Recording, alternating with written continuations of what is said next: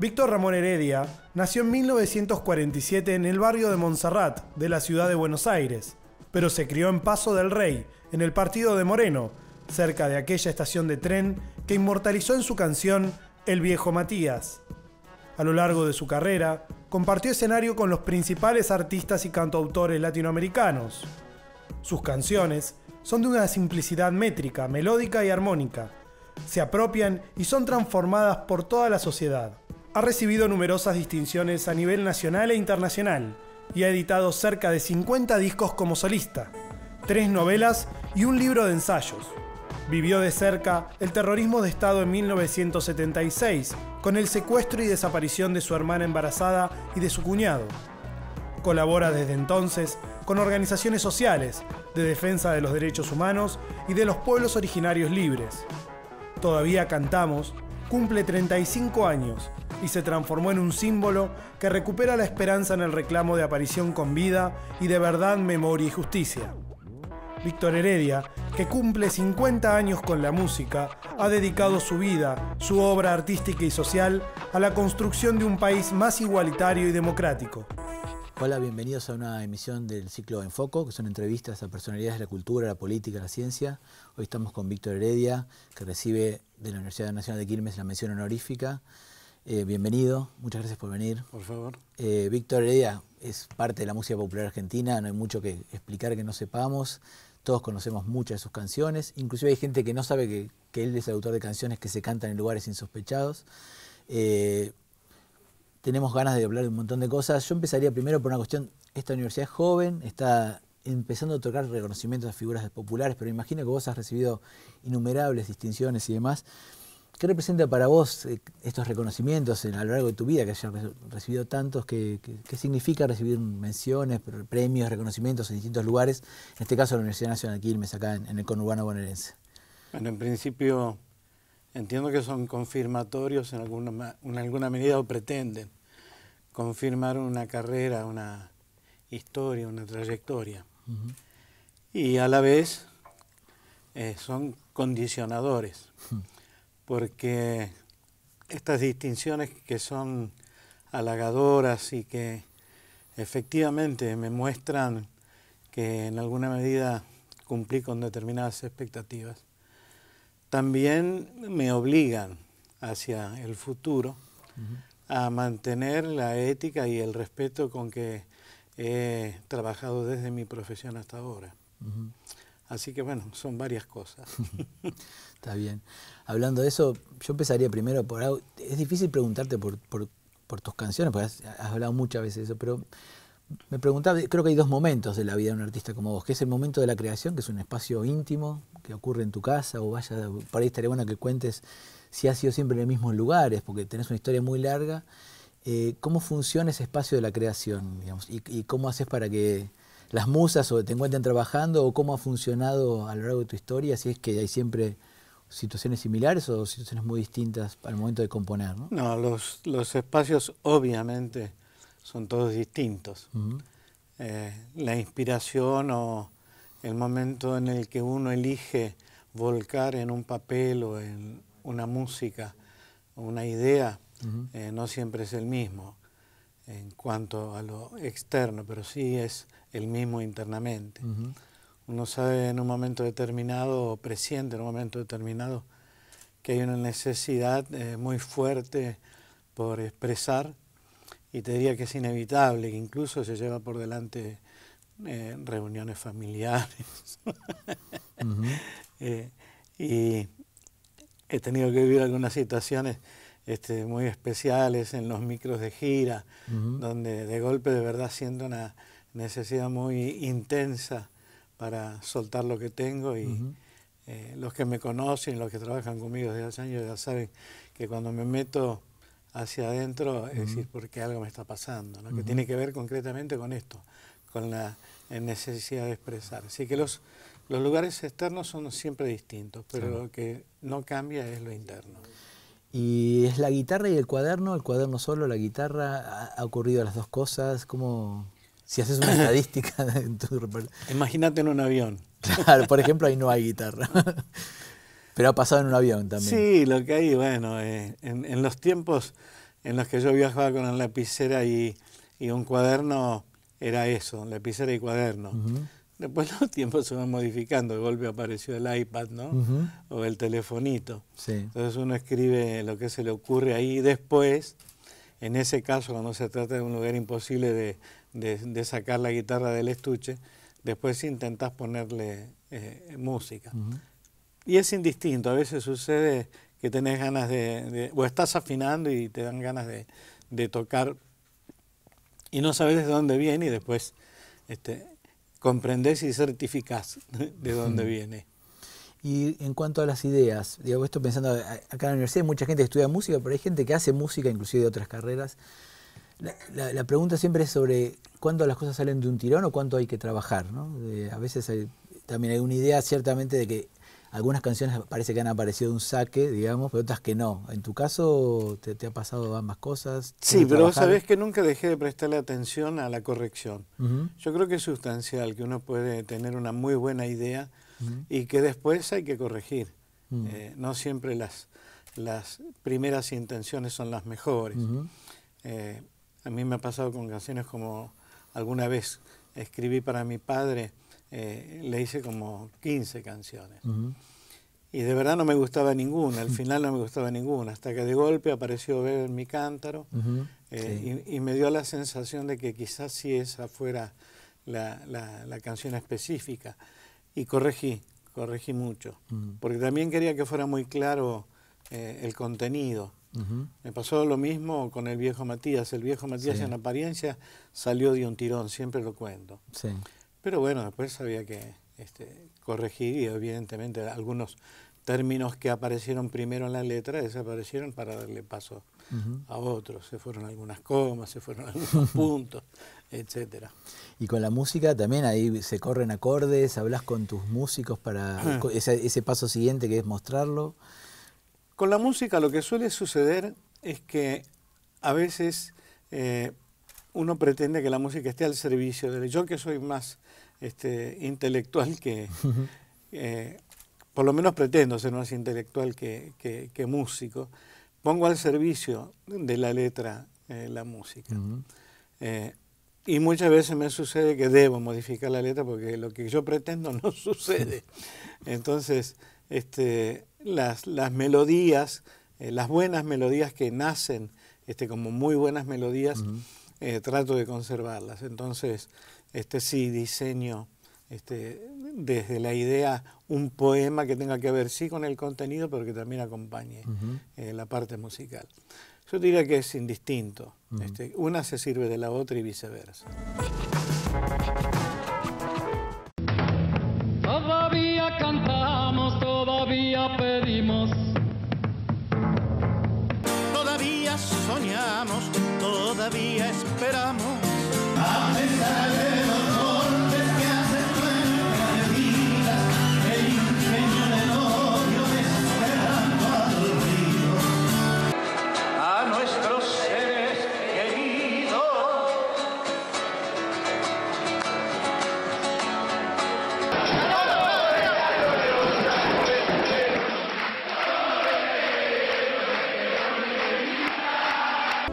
Que nos digan a dónde han escondido las flores que aroman las calles, persiguiendo un destino, donde se han ido.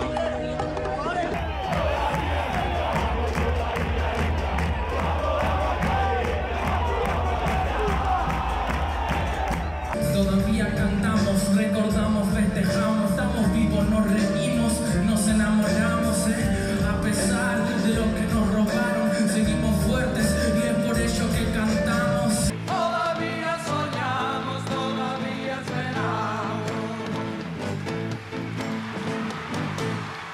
Gracias. Víctor Heredia. Sí. Y ¿en qué momento sale desde tu órbita íntima? Digamos, ¿cómo empezás a mostrar el trabajo? ¿Tenés has tenido gente. Digo, repasando tu historia me acuerdo de esta cosa, bueno, Mercedes Sosa, ¿cuándo le mostrabas cosas que no, cosas que se enojó porque no se lo mostraste a tiempo? ¿Hay un grupo de gente al que has tenido como referencias inmediatas? En principio es muy cercano, es muy íntimo, así que mi compañera es la primera en escucharlo. Claro. Y a partir de ahí yo digo que es como, las canciones son como los buenos vinos, te diría. Uno las deja reposar un tiempo. Y después cuando volvés a tocarlas o a escucharlas, a veces las grabo, te das cuenta de que no, que se agriaron. Y esas quedan. Y esas desaparecen. Claro. En cambio quedan las que todavía te siguen emocionando, como las que todavía te siguen impactando. Hay un repertorio no conocido tuyo, decís vos, que ha quedado. Siempre, siempre, incluso desconocido para mí, porque me olvido. Está bien, claro. Bien, buenísimo. Y pensando ya, digo, una vez que eso pasa a esa instancia y llega a los escenarios, digo, ¿cómo te llevas vos con los innumerables escenarios, del lugar chiquitito, digo, de tocar en Villa Gesell, La Cosquín, a un escenario en Buenos Aires, de tocar en Latinoamérica? ¿Cómo se articula ese lugar tuyo ya como intérprete de tu repertorio, ¿no? No sé por qué cierro los ojos. Para no ver cuántos hay.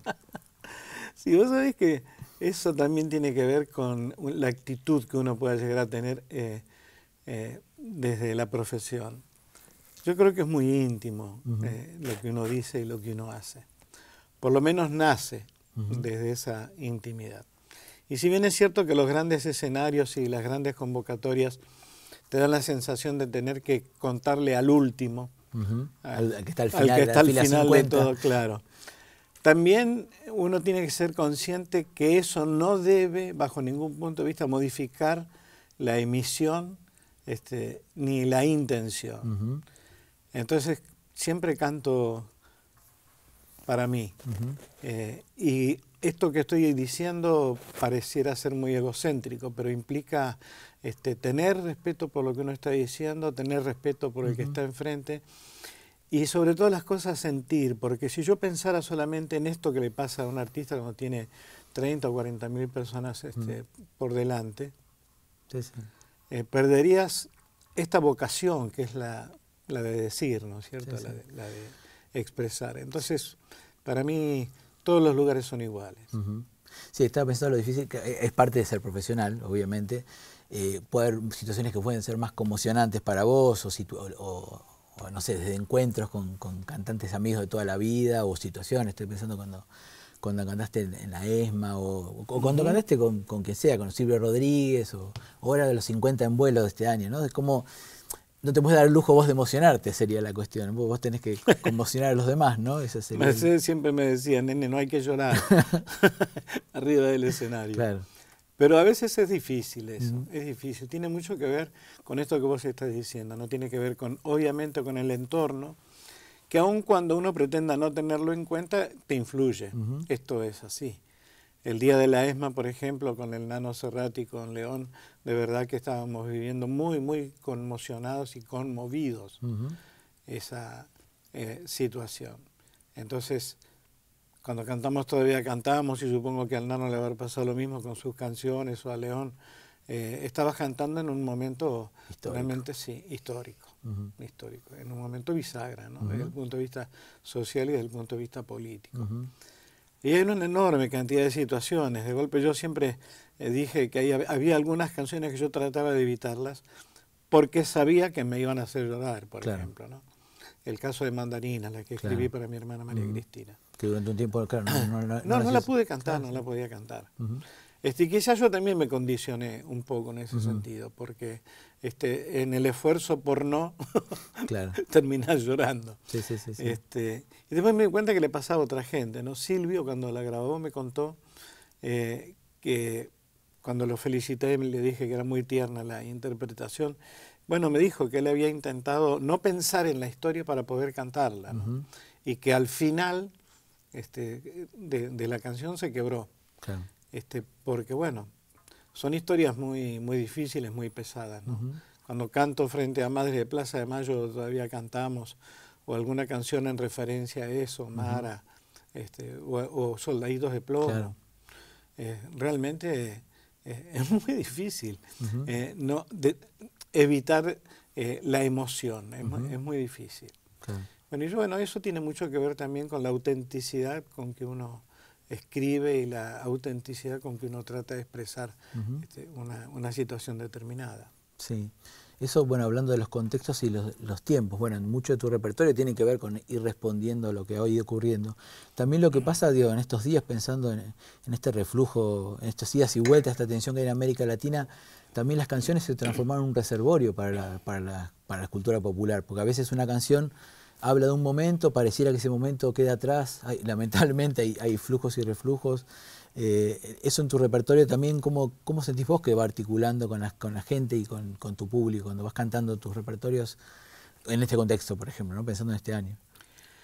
Yo te voy a ser sincero, alguien me preguntó en algún momento determinado y yo respondí y resultó jocoso, pero no era para nada jocoso. Me preguntó qué escribirías para un momento como este, ¿no? Y yo le dije, ya lo escribí. Y es exactamente esto que vos me estás preguntando. Claro. Lo cierto es que uno no quisiera que esas canciones siguieran teniendo vigencia. ¿Por qué? Porque no pasaría lo que acaba de pasar ahora en Bolivia con Evo. Y claro. Entonces, este informe de la situación, o todavía cantamos, o Soldaditos de Plomo, dejarían de tener la vigencia que de golpe adquieren frente a este manoseo permanente de nuestras sociedades, ¿no? Por parte de poderes económicos y políticos. Entonces, digo, cuando una canción mía es, como pasó el otro día, reflejada en un edificio en Santiago de Chile durante una manifestación, sí, exacto, como pasó con Todavía Cantamos, ¿no? Antes que el halago me da una profunda pena, sinceramente. La universidad pública es un ámbito propicio para el reconocimiento de aquellos que dedican su vida, su obra artística y social a la construcción de un país más igualitario y democrático. Por todo lo anteriormente expresado, el programa de cultura de la Secretaría de Extensión, el diploma en Ciencias Sociales y la Escuela Universitaria de Artes de nuestra universidad proponen otorgar la mención honorífica de la Universidad Nacional de Quilmes a Víctor Ramón Cornu Heredia. A continuación, el rector de la Universidad Nacional de Quilmes, doctor Alejandro Villar, y el vicerrector, magíster Alfredo Alfonso, hacen entrega de la medalla y el diploma al señor Víctor Heredia.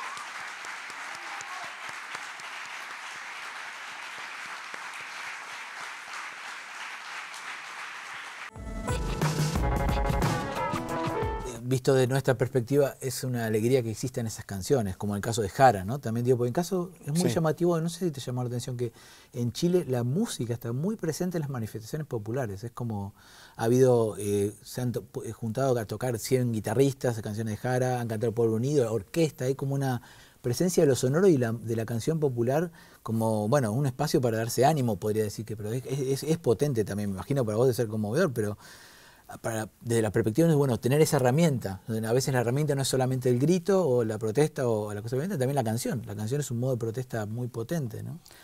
Y esto que vos estás diciendo me lleva a decirte que quizá sea siempre la cultura la que lleva la bandera de las modificaciones en la sociedad humana.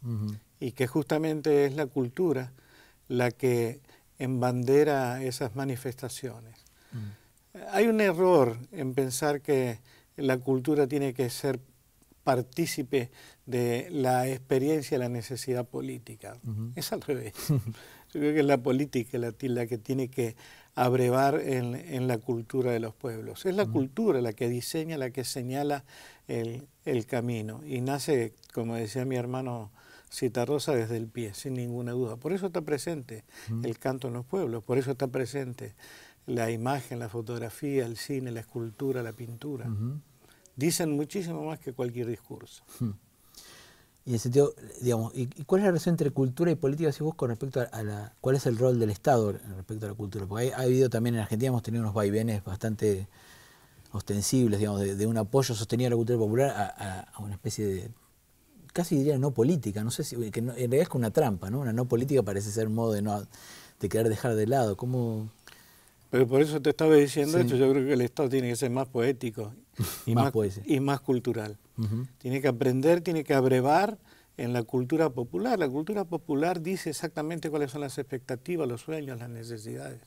Si un Estado es incapaz de comprender y de codificar eso que le propone el pueblo desde la cultura, no va a ser un Estado beneficioso para la gente. ¿Qué rol, digamos, con esto podemos cerrar? Me parece, ¿cómo ves a la cultura popular ante este momento de América Latina y el papel de ustedes como cantautores, digamos? No es que vos tenés que, está claro que, digo, cuál es la canción no lo sé, pero ¿cómo te sentís en estos días también, ¿no? Lo liberan a Lula, pasa, es como un momento... Yo tengo imágenes de algunos compañeros, de algunos artistas que siempre han puesto su cuerpo y su mirada acerca de lo que sucede alrededor. Y pensaba en Chico Buarque, por ejemplo, en su defensa permanente de la democracia brasilera. Sí. Estoy pensando en Iliapo, en Inti Illimani, en Quilapayún, en su defensa permanente de los derechos y de las libertades chilenas. Y lo mismo con infinidad de compañeros a lo largo de lo ancho de todo el mundo. Incluso aquí, obviamente, en Argentina, desde Mercedes Sosa hasta quien te habla, hay una gama gigantesca de artistas que pasan no solo desde la música, ¿no? Sino en el teatro y que han expresado cuál es su expectativa y su sueño de futuro. Así que yo creo que la cultura está exactamente en el lugar que tiene que estar. Los que a veces se corren del lugar son algunos dirigentes políticos. Claro. Está, como decía, en ese sentido los músicos también marcan un rumbo respecto a lo que es la identidad latinoamericana, ¿no? Que siempre a veces en las fronteras de lo nacional, con los problemas micro que uno puede tener si alguien gana una elección o la pierde, pero la idea de una patria grande finalmente es algo que en los hechos se ve cuando ustedes se encuentran a cantar una canción, ¿no? Estoy pensando justamente en Mercedes como la gran Pachamama de América Latina, ¿no? Que ha reunido a esa gente. Parece que es un mensaje también en este contexto tan movilizador, ¿no? Me parece que... Sin ninguna duda. Fíjate vos que los grandes poetas de América han señalado siempre esa necesidad de unidad, desde Neruda hasta Jamlin Quintana, Armando Tejada Gómez. Yo creo que no hay ninguno que no haya expresado claramente esa necesidad. Así que yo creo que sí, que el campo cultural ha dado respuesta permanente e inequívoca, ¿no? De las expectativas populares. Buenísimo. Bueno, muchísimas gracias por tu tiempo, bienvenido a la UNEQ y bueno, gracias. No, por favor.